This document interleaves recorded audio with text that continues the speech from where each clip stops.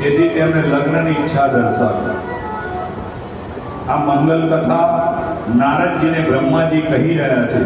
તે જ કથા સોનક ઋષિમુનિઓ સુધજી મહારાજ સોનક ઋષિમુનિઓને સંભળાવી રહ્યા છે। આપણે પણ આ મંગલ કરનારી કથા શ્રવણ કરી। સદાશિવ અને પાર્વતીજીની જાન ધામધૂમથી કૈલાસ પર્વત ઉપર પહોંચી। તે વખત ઘણો ખૂબ જ મોટો ઉત્સવ કર્યો, એટલે સદાશિવની આજ્ઞાથી દેવો અને મુનિઓ પોતપોતાના સ્થાને પાછા ગયા। સદાશિવ અને પાર્વતીજીની જાન ધામધૂમથી કૈલાસ પર પહોંચી। શિવ પાર્વતીએ કૈલાસ ધામમાં અતિ મનોહર અને સુંદર દિવ્ય વનો અને ઉપવનોમાં વિહાર કર્યું। પુરુષ અને પ્રકૃતિનું પાલન કરી મિલન થયું। તેના વિશે તેનો વિસ્તાર કોણ વર્ણવી શકે?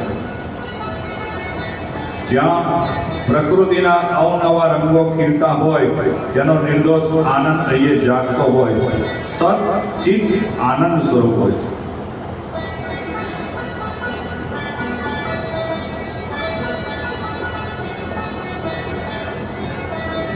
પ્રકૃતિની લીલા ઉપવનો, ઘટાડા વૃક્ષો અને મનોહર વેલીઓ, નદીઓ, તોફાની ઝરણાઓ, સુંદર તળાવો, મનોહર સરોવરો, ઊંચા શિખરો, ટેકરાઓ, ટીલાઓ, રૂપાળા પશુ પક્ષીઓ, માધુર્યથી પૂર્ણ ફળ ફૂલો, દિવ્ય વનસ્પતિઓ, આરોગ્યક ઔષધિઓ,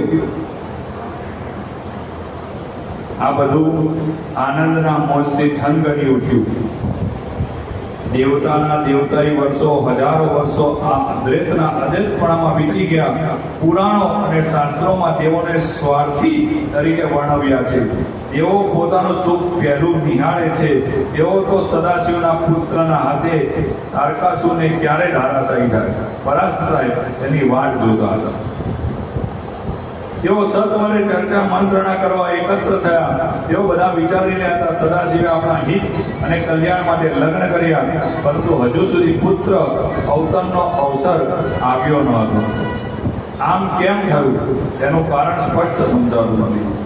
બધા દેવતાઓ વિચારીને બ્રહ્માજી પાસે ગયા। બ્રહ્માજીએ વિષ્ણુ પાસે ગયા। બ્રહ્માજી હજારો વર્ષોથી રતિ